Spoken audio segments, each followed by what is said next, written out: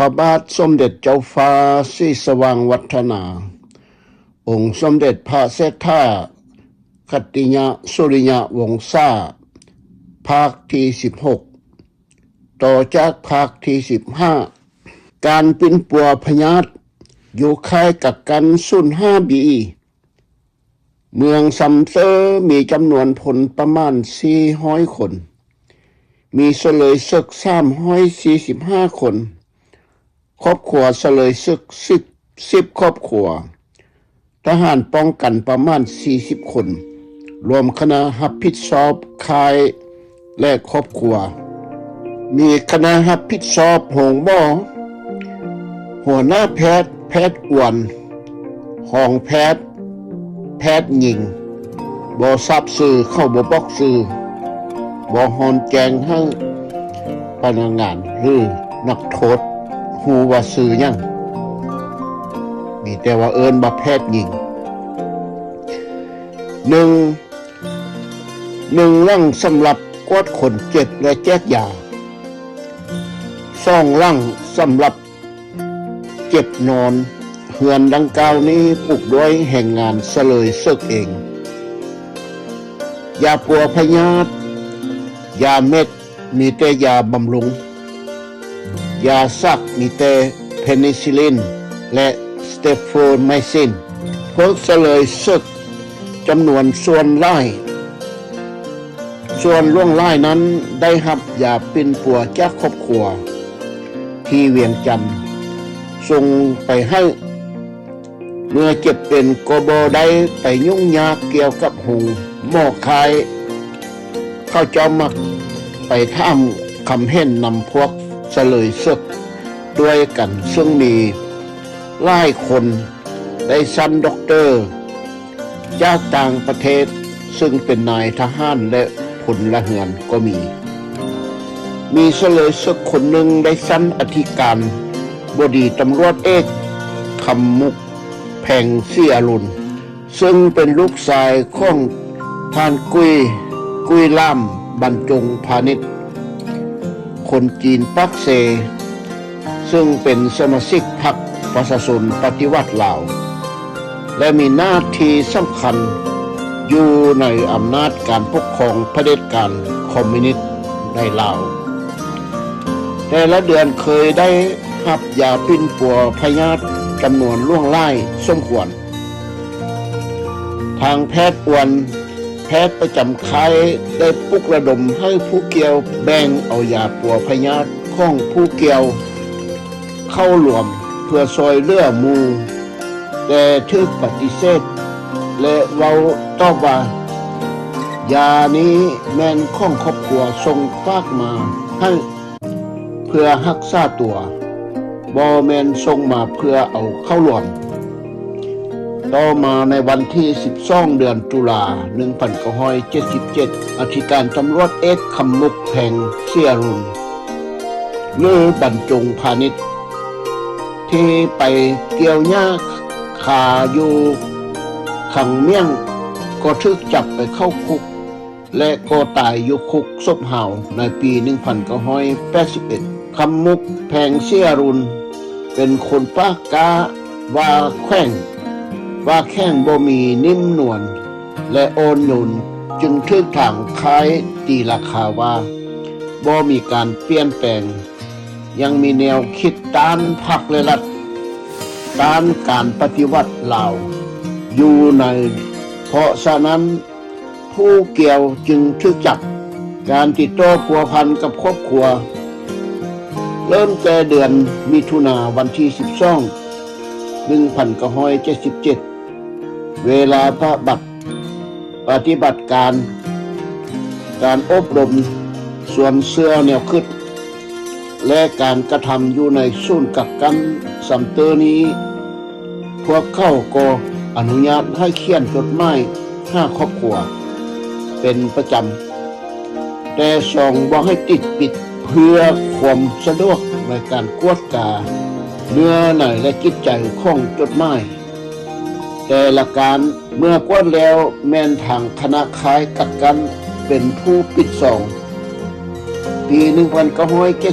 1977 ค ครอบครัวอยู่เวียงจันทน์ถูกอำนาจการปกครองมาเผด็จการโดยแม่นกองร่อนนาบคูเป็นเมืองนิดและบังคับให้ไปออกแห่งงานรวมทางปาหญ้าอยู่เดินเรือบินสากลบัดไตลวงเมืองอนามัยตามของน้ำเปื้อนในนครหลวงเวียงจันทน์ทุกๆตอนแรงทึกห้องไปรวมหัวฟังคำตำหนิติทรงข่าวของคณะปกครองบ้านและหับเอาเวียกเพื่อมือใหม่แรงวันเศร้ามาวันอาทิตย์ต้องไปห่วมวันนักคดีสรุปแล้วแม่นไปฝังพวกเข้าดาพวกและระบอบเก่าที่เนาเม่นของระบอบราชอาณาจักรลาวเป็นกลางคือระบอบเสรีประชาธิปไตยแกนนำพาของเจ้าสุวรรณภูมิเป็นเจ้าการสั่งให้ระเบิดถล่มปูพื้นแผ่นดินลาวปูพื้นแผ่นดินลาวจนเกลี้ยงจักรพรรดิอเมริกาและฝรั่งเศสทนต่อความปล่อยความดาและการนับคูบ่ไหวบางมีครอบครัวจำนวนจำต้องจำใจจำจากปะบ้านเฮือนที่เฮ็ดที่สร้างที่อยู่กระทำกินจึงได้ฮอบเอาลูกเตาตนลบหนี้ปบหนี้ตายข้ามแม่น้ำข้องอย่างเสี่ยงชีวิตไปถึงประเทศไทยบางครอบครัวก็ถูกอำนาจการปกครองบังคับจับทรงขึ้นเหมือ5พวกเสลยสุขอยู่ศูนย์กับกันก็ถูกการจัดตั้งค่ายบังคับให้เขียนจดหมายปลุกระดมให้ครอบครัวขึ้นไปในเมื่อครอบครัวขึ้นไปไล่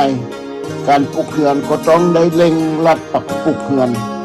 บางมือก็ต้องญาติเวลาเฮ็ดเพื่อให้แล้วทันกับความต้องการพวกแนวราวอิสระ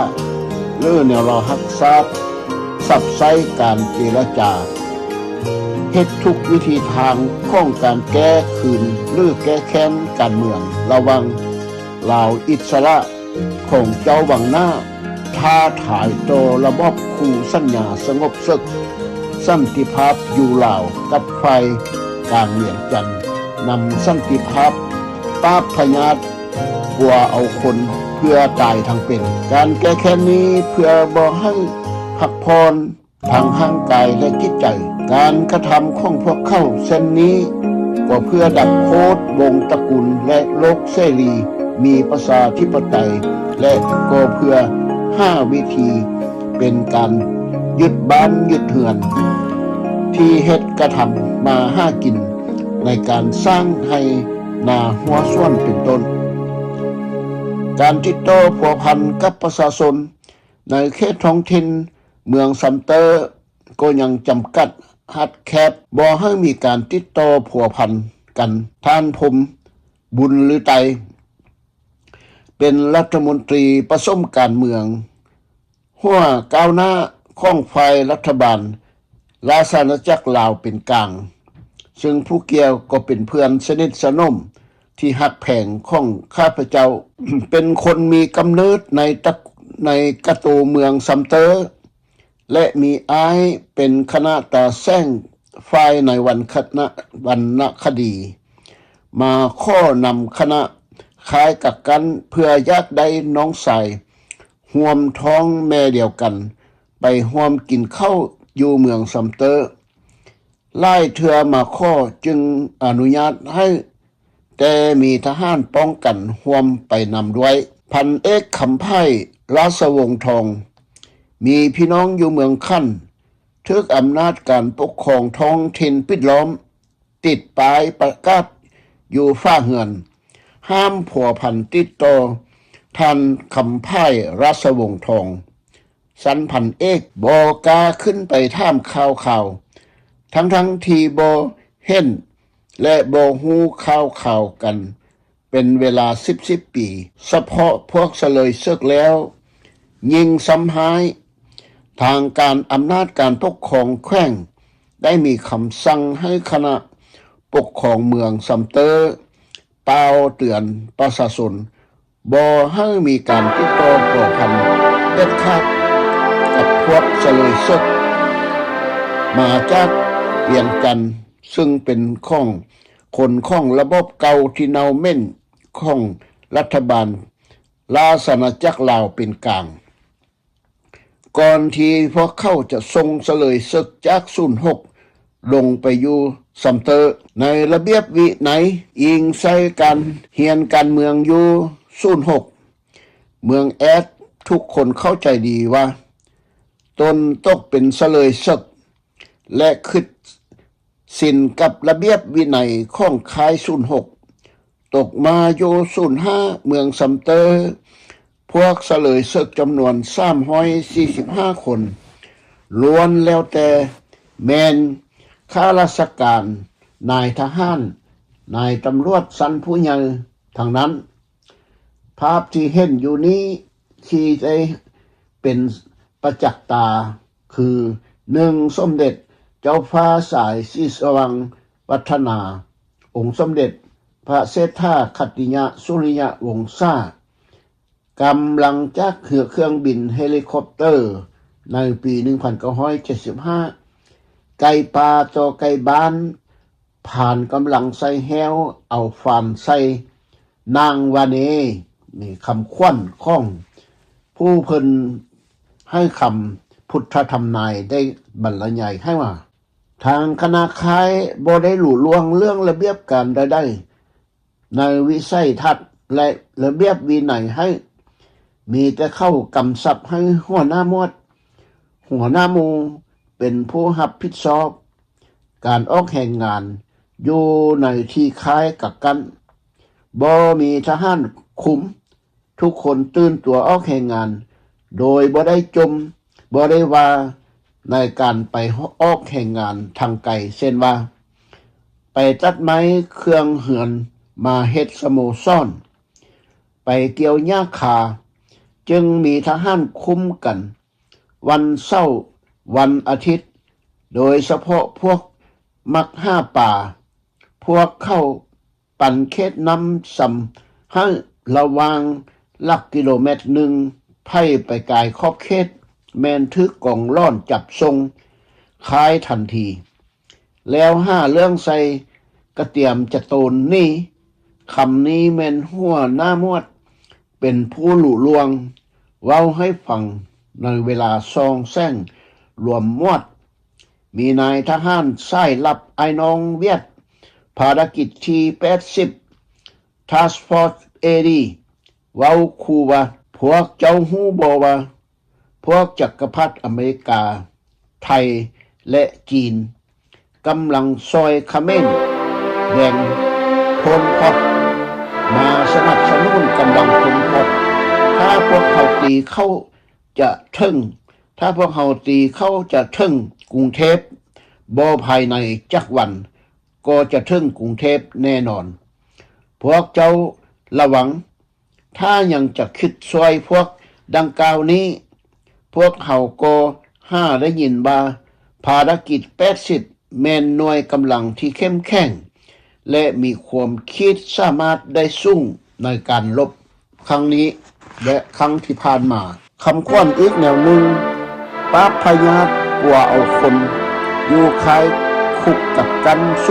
01บ้านนากาเนี่ยแนวคิดรับรู้การเมืองใหม่เพื่อป้าพญาตปัวแนวคิดบ่อุ่นเอียนบ่สภาพค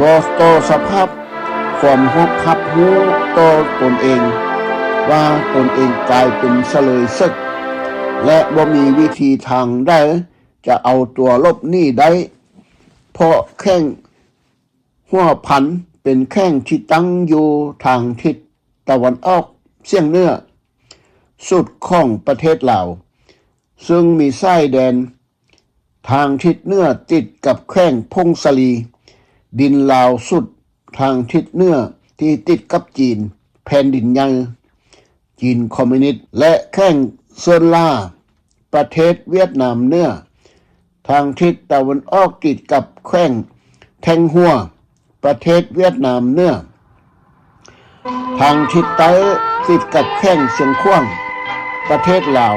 และทางทิศตะวันตกติดกับแข้งหลวงพระบางประเทศลาวเมืองเสียงคอแข้งหัวพัน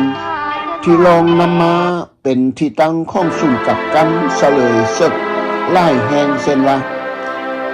บ้านเมืองแอดเมืองเสียงคอแข้งหัวพัน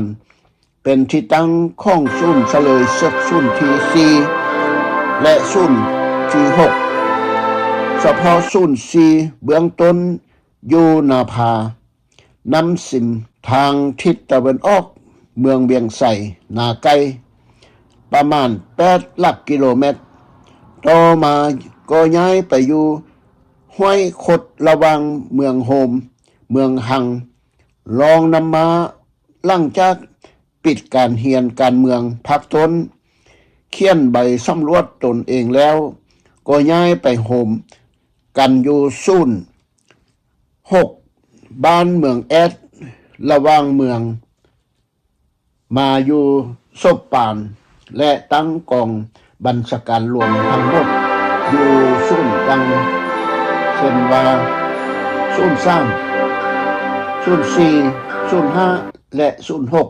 6บ้านศพหาวที่บริเวณจุดพักพิกัด VH 428.742 ตาแซงศพหาวเมืองเสียงคอ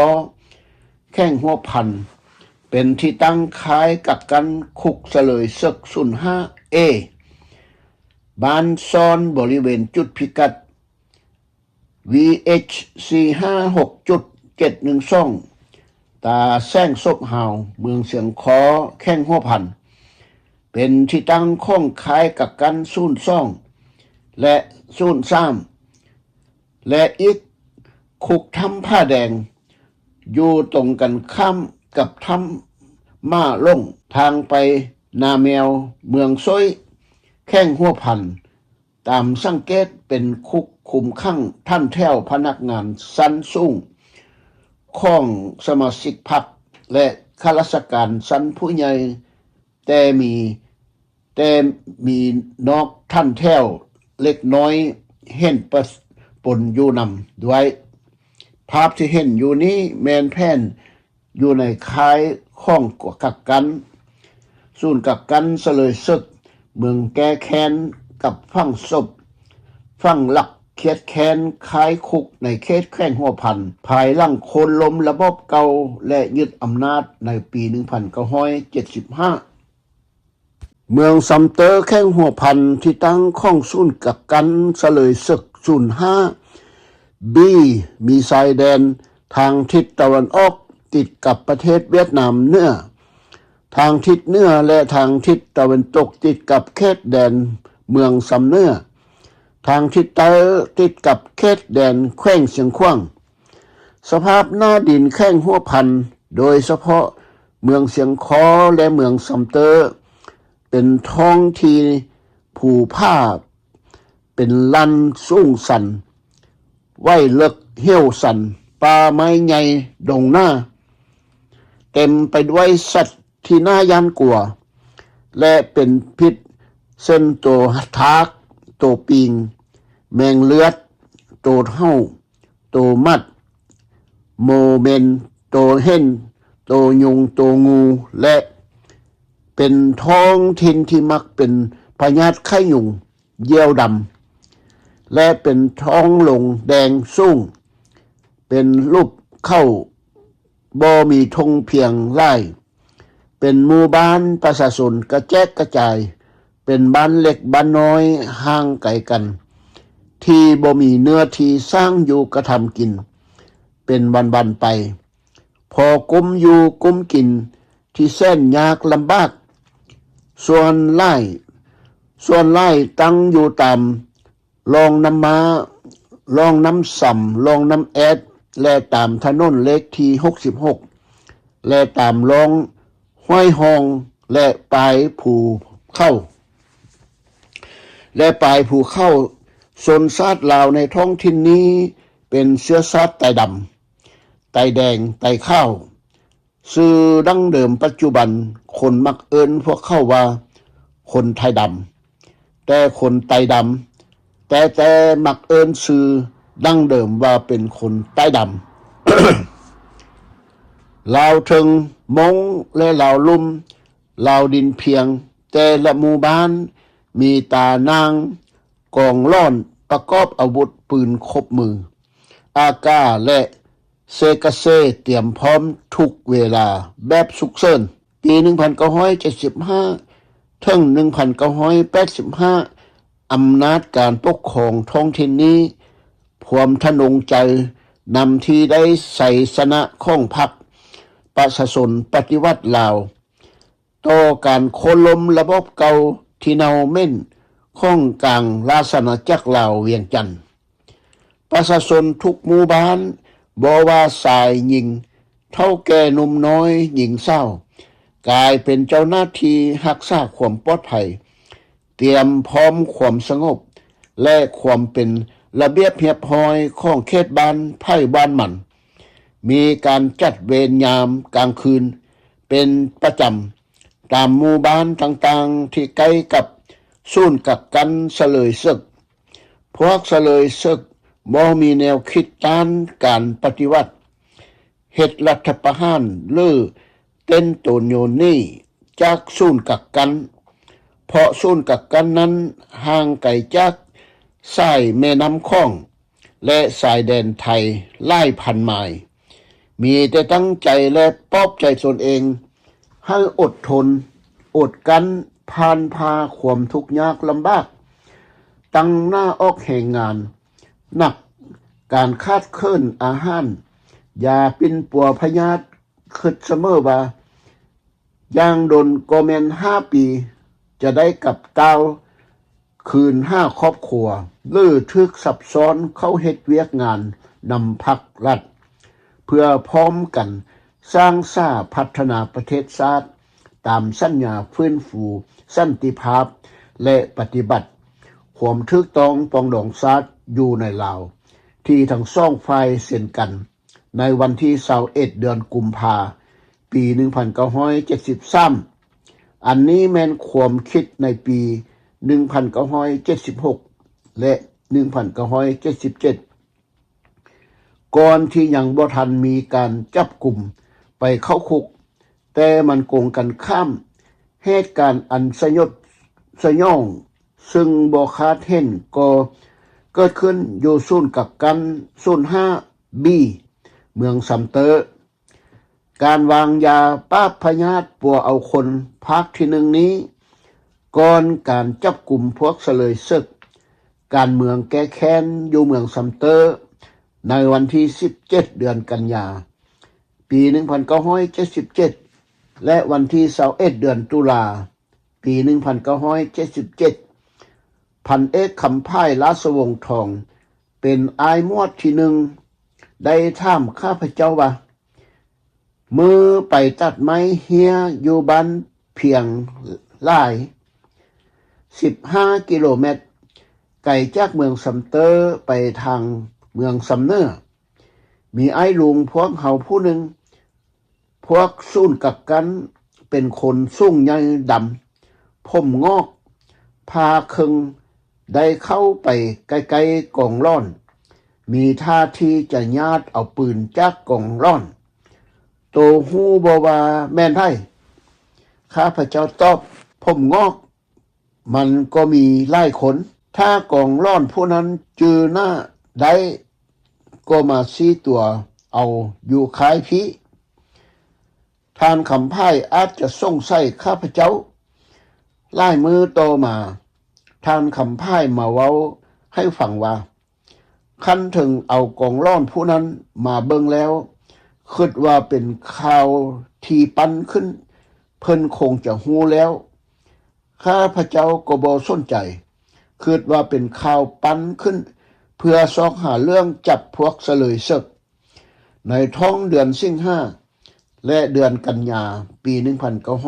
1977ข้าพเจ้าก็กลับคืนค้ายกักกัน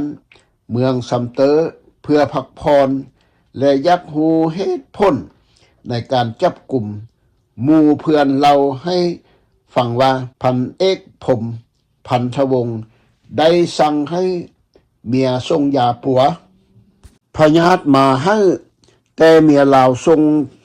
ท่งเสื้อของนักบินที่มียาปัวพญาตอยู่ในนั้นก็เลยเอาไปเสนอคณะค้ายกักกันทางคณะค้ายจึงได้จับผู้เกี่ยวเพราะสงสัยว่าเป็นหน่วยจารกรรมเอาเครื่องนี้มาเพื่อที่ต่อเอายนต์มาค้นเอาพวกเสลยศึกอาวุโสและจะสร้างความวุ่นวายขึ้นในเมืองซัมเตอร์อดีตพันเอกผมพันธวงศ์ถูกจับในวันที่17ของเดือนกันยาปี1977อยู่ค่ายศูนย์กักกัน05บีแล้วส่งไปขังคุกเมืองซัมเตอร์พวกเขาใส่กับตีนกับมือและเสือกมัดคอติดกันกับเส้าเฮือนคุกผู้เกี่ยวเราให้ฟังด้วยตนเองในวันที่18เดือนกันยาปี1977ผู้เกี่ยวถูกส่งไปเมืองสำเนื้อด้วยรถพาหนะมีทหารคุ้มกันทหารมีปืนอากาศครบมือพวกเข้าใส่กับมือทั้งมัดซอกมัดคอติดใส่กับรถฮอดเมืองสำเนื้อในตอนแรงของวันเดียวกันก่อนจะเอาเข้าคุกตำรวจที่เมืองสำเนื้อผู้เกี่ยวถูกตำรวจตี2 บาทแล้วตบหู2 เบืองพร้อมกันตบหูข้างคอและด่าว่าบักไข่ซาดฆ่ามันทิ่มตอนแรงมื้อนี้เข้าบ่ให้กินข้าวเลย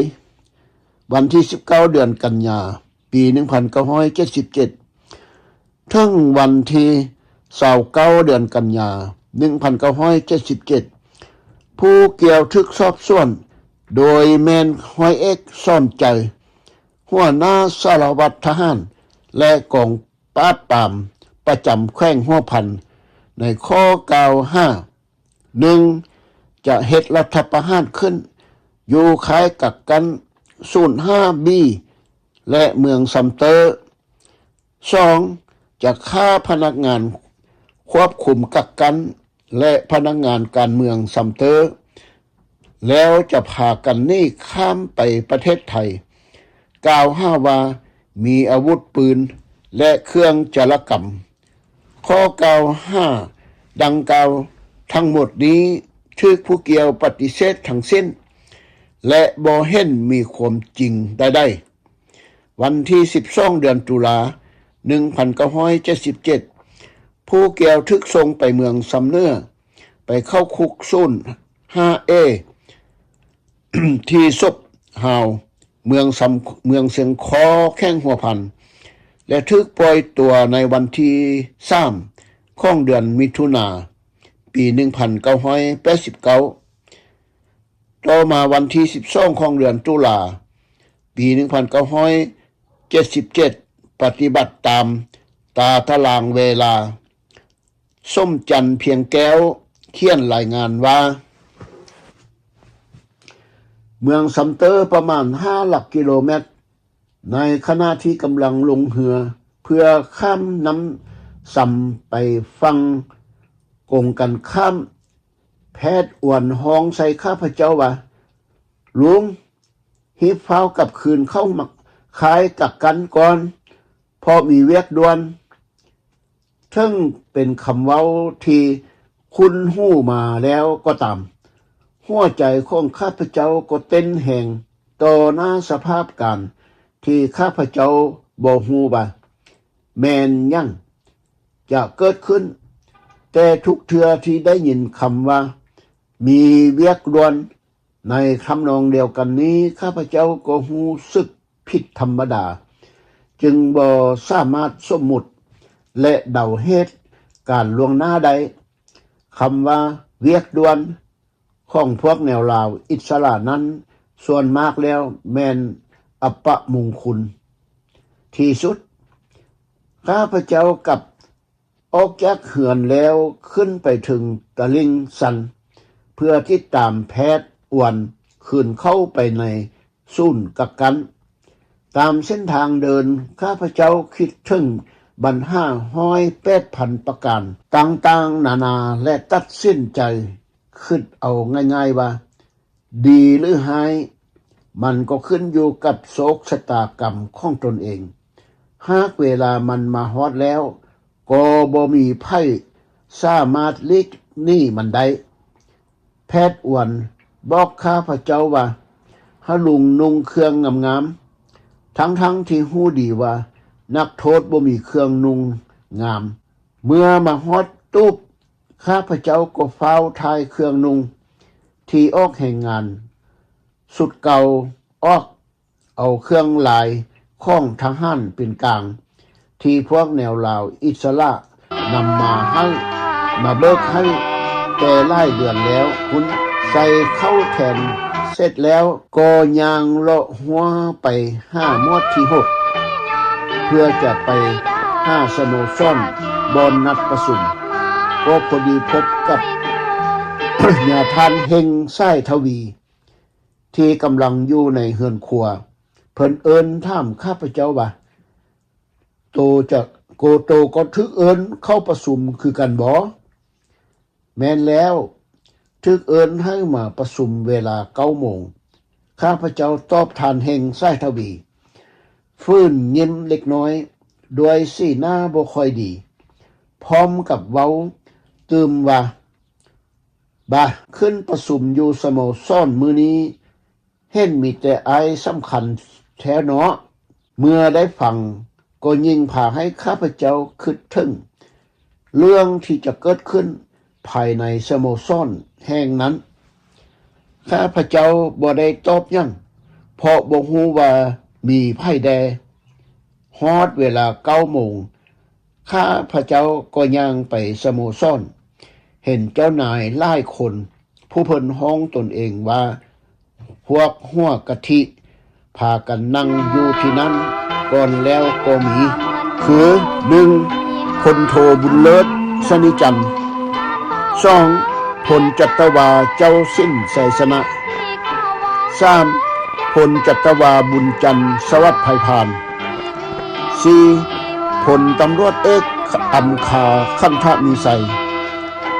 5. พลจัตวาการอินทรีเสียงใหม่ 6. อธิการตำรวจเอกกาวินแก้วนคร 7. พลจัตวาบุญเทียงแว่นวงสด 8. คุณพิทักษ์ตำรวจตรีเฮงไส้ทวี 9. พลจัตวาท้าวลีฤทธิลือสา 10. พันเอกคำพันธ์ธรรมคันติ 11. พลจัตวารัตนบัลลังก์จุลมนตรีขอโทษ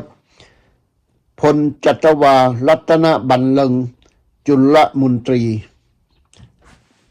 ข้าพเจ้าเข้าไปนั่งอยู่โต๊ะแถวที่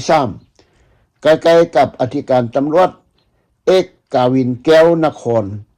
พอดี 9 โมงทหารป้องกันประมาณ1 มวดประกอบอาวุธครบมือเข้ามาอ้อมสโมสร5 นาทีต่อมาพันตรีบุญเลิศหัวหน้าค่ายสุน 5B และพันโทซี่บุญเฮืองคณะบัญชาการเขตทหารเวียงไส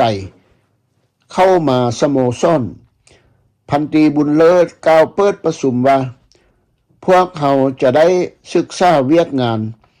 แข่งขันกันสร้างผลงานตอนรับ2 ธันวาที่จะมาถึงในบ่นานนี้นอกจากนี้ผู้เกี่ยวอย่างเว้าบรรยายโตอย่างยืดยาวตามแบบฉบับของทฤษฎีน้ำเต้าเป่าน้ำเนาและเว้าแต่ความเก่าแบบซ้ำซากซ้ำอีก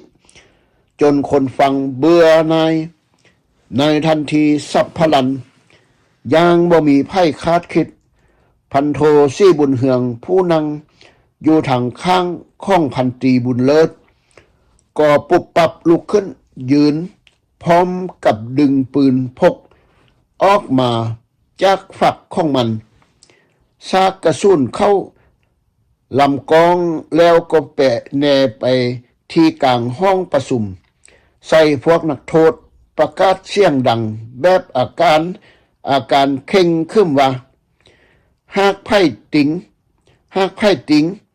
จะบ่รับประกันชีวิตพร้อมเดียวกันพวกทหารประกอบอาวุธที่พากันยืนอ้อมสโมสรข้างนอกก็พากันซากปืนอากาของพวกตนอยู่ในท่าเตรียมพร้อมจะยิงแล้วก็ลุกแล่นเข้ามายายกันอยู่ตามห้องจนเต็มไปหมดทหารแนวลาวรักษาอิสระอีกคนหนึ่งทหารแนวลาวอิสระคนหนึ่งก็เอิ้นซื้อของนายพลบุญเลิศสนิจันทร์สั่งให้ออกมาจากตังไม้ไผ่และบอกว่านั่งคุกเข่าลงยกมือทั้งสองขึ้นก้มหน้าลงดินท่านนายพลก็ปฏิเสธอย่างหวังว่องไวแล้วทหารแนวลาวคนต่อไปก็แล่นเข้ามาทำการมัดซอกเหียบห้อยแล้วก็จูงออกไปทางลั่งสโมสรทำการจกกดเอาของมีค่าออกจากตัวอ้างว่าจะส่งคืนให้ในภายหลังการจับกุมนักโทษของแนวลาวรักษาแนวลาวอิสระตามแบบที่ลอกเลียนแบบมาจากเวียดนามเนื้อดำเนินต่อไปกับอีกหลายคนแล้วก็คุมออกมานั่งโฮมกันอยู่กลางเดินสโมสรและนอกหัวคายในคณะเดียวกันนั้นก็มีทหารแนวลาวอิสระผู้เพิ่นรักษาแห่งคนหนึ่งที่ฮู้จักกันดีกับท่านนายพลบุญเลิศสนิจันทร์เข้ามาบอกว่าอย่าตกใจคันถึงจะนำตัวพวกท่านไปให้ศาลประชาชนตัดสินหากผู้ใดบ่มีโทษก็จะได้กลับคืนมาบอนเก่ามาประมาณอีก15นาทีต่อมาก็เห็นทหารแนวลาวอิสระนวดแบนำเอานักโทษมาอีกจำนวน10คนที่ถูกจับกลุ่มอยู่บอนอื่นมาสมทบดังหลายชื่อต่อไปนี้ 1. พระธานพญาปรีชาราชภักดีเพ็งพงสวรรค์ 2. พระธานเลียนประวงเวียงคำ 3. พลตรีผ้าสุขส่อราชภัก 4. ท่านคำจันทร์ประดิษฐ์ 5. พลจัตวานู่เพชรดาวเหือง 6. พลโทอ้วนราธิกุล 7. ท่านตูบีลีฟุ่ง 8. ท่านอิสระโดนสโสริตเพิ่นผู้ที่10นี้ถูกจับมัดจนเกือบหายใจบ่ได้ห้องขอให้เข้ายานให้จึงพอหายใจได้และยังเว้าย่อยันเพิ่มอีกว่ายังย้านตายอยู่วะหากหลังจากเตรียมพร้อมแล้วเข้าก็สั่งให้ยางแต่สำเตอถึงศพจริงจึงได้ขึ้นรถไกลจะถึงศพจริงประมาณ5หลักกิโลเมตรเห็นรถทหารแบบ4x4แล่นติดตามมาท่านสุกันวิไลสั้นเจ็บตีนยางบ่ได้ข้อขึ้นรถจึงเห็นอีก5คนถึกมัดแปรซอกยักคอมัดติดกับรถมาดังนี้ 1. พลจัตวาอาจสะพังทองปฐมวงศ์ 2. พลจัตวาทองพันธ์กนกซี่ 3. ร้อยตรีเสรีไสยคำ 4. พันตรีศิวิไลนายทหารแนวลาวเข้าสวามิภักดิ์ 5. อธิการตำรวจเอกคำมุกแพงเสียรุณภาพส่วนหนึ่งที่เห็นประจักษ์ตาอยู่นี้แม่นเจ้าสุภานุวงศ์กล่าวต้อนรับทั้งสองพระองค์ที่สนามบินสำเนื้อที่สมเด็จเจ้าฟ้าศรีสว่างวัฒนาและองค์อัครมเหสีได้เสด็จมาถึงสนามบินสำเนื้อและอีกส่วนหนึ่งประชาชนในเขตปกครองของศูนย์กลางแนวลาว อิสระหักษาได้มานั่งสมบารมีของทั้งสองพระองค์ที่ได้เห็นราษฎรให้การต้อนรับด้วยใบหน้ายิ้มแย้มแจ่มใสในวัดใดวัดหนึ่งที่พวกเขาบ่เคยเห็นว่าพวกเขาเจ้ายังมีเจ้าชีวิตปกครองแผ่นดินลาวนับว่าวันเวลาที่ผ่านไปแล้วมาสรุปแล้วพวกแนวลาวอิสระหักษามีการวางยาปราบพยาธิกว่าเอาคนของระบบพรรคประชาชนปฏิวัติลาวแม้นพวกเขามีแผนวางไว้แต่ดูนานแล้วเมื่อการมีที่พอเอามาวิจัยใจแยกอันดีอันชั่วอันเป็นที่สิ่งที่สกปรกของระบบคอมมิวนิสต์แบบลาวๆเอาตำราใบสุดท้ายของประวัติศาสตร์การเมืองลาวที่ให้เหตุผลของการแก้แค้นพวกเขาก็ช่วยใช้โอกาสนี้สร้างเรื่องทำการจับกุมพวกบรรดาหัวจักลักแรงคือว่าศึกแล้วฆ่าคนห้านต่อต้านผู้มีความสามารถที่พวกเขามีบัญชีแดงไว้แล้วดังที่กล่าวมานั้นลางหายบอกเหตุเตือนสติตอนกลางปี 1977 ข้าพเจ้านอนหลับอยู่คล้ายกับกันสุน5 บีเมืองซัมเตอร์เวลาข้าพเจ้านอนมีโตนู่มากัดโปรตีนสงสัยมันอาจจะหิวยากกินอาหารเพราะมันได้กินตีนของข้าพเจ้ามีกินเม่นบ่ได้สักจักเทือนู่ตนดังกล่าวได้มากัดโปรตีน2 มื้อติดกันและอีกบ่ดน2 วันต่อมาก็ถูกจับไปเข้าคุกวันที่9ของเดือนกันยาปี 1977 ได้มีไก่ป่าบินมาจับหลังคาเฮือนพวกเสลยศึกสูนกักกันถูกทหารป้องกันยิงเอาไปกินอีกส่วนหนึ่งภาพที่เห็นอยู่นี้แมนบรรดาบ่าวไพราษฎรหรือประชาชนชาวสำเนื้อในเวลาโอกาสพระองค์เสด็จประพาสสำเนื้อนั้นได้พำราบาซี่ผู้แค้นตามประเพณีของลาวอันนั้นละแมนผู้นั่งอยู่ทางหน้าละแมนเจ้าสุภานุวงศ์มีนู่ข้าวตัวหนึ่งลอยน้ำสัมมาต่อหน้าข้าพเจ้าจึงใส่ไม้ค้อนตีเอานู่ตัวนั้นมาเฮ็ดอาหารได้กินมาเฮ็ดอาหารแรงกินย้อนการคาดเคลื่อนอาหารบำรุงร่างกายให้มีกำลังวังชาแต่ละมื้อเป็นวันๆไปซ้ำสาตายกลายเป็นพี่กลางดงกลางป่าบอนคล้ายกับกันนั้นเสียก็หมดภาระกับความกดขี่คมแห้งทางดาว่าหมู่ม้าขี้เฮือนของพวกเสลยศึกปฏิการเป็นกลางค่ายซาดลูกแล่งตีนมือจักรพรรดิอเมริกาสุวรรณภูมิมาเป็น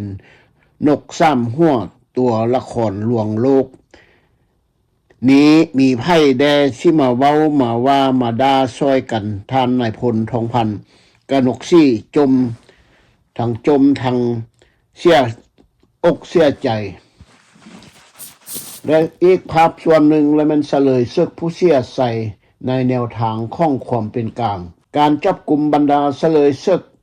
อยู่ในศูนย์กักกัน05 บีเมืองซัมเตอร์มาฟังทหารยามอยู่ค่ายกักกัน04เว้าให้พวกเสลยศึกว่าพวกบ่มีปัญญาทหารยามเว้าให้อย่างตอบบ่ได้เลยพากันนั่งกอดหัวเข่าแล้วก็เป่าหัวข่อยของความโง่จาระบบเก่าที่เนาเม่นของกลางสุวรรณภูมิมาผู้นำพารัฐบาลราชอาณาจักรลาวเวียงจันทน์ว่าซั่นต่อมาพระนาธานเรียนประวงเวียงคำเป็นเอกอัครราชทูตลาวของระบบเก่ากลางเวียงจันทน์ได้ไปประจำอยู่กรุงปักกิ่งประเทศสาธารณรัฐประชาชนจีนทึกเฮียก ตัวกลับคืนประเทศลาวแล้วก็ถูกลอกให้ขึ้นไปห่วมอยู่ในศูนย์กักกันสำเนื้อนั่นเองรูปที่เห็นนี้ผู้ใส่แว่นตาดำสีขาวนั้นแมนพระธานเหลี่ยมประวงเวียงคำและบรรดาทูตลาวที่ไปอยู่ต่างประเทศแล้วกลับคืนมาร่วมในบุญพระธาตุหลวงการประชุมขั้นรัฐบาลที่เมืองเวียงไสแข้งหัวพันในเดือนพฤศจิกาปี 1975 เพื่อดังกล่าวเลยทึกกักตัวส่งไปเข้าศูนย์กักกันศูนย์ซีที่รองนำมาเมืองโฮมเมืองหังแล้วก็ส่งต่อไปยังศูนย์กักกันศูนย์5บีเมืองซัมเตอร์หลังจากปิดการเรียนเอกสารการเมืองภาคตนและเปิดบันเขียนใบสำรวจ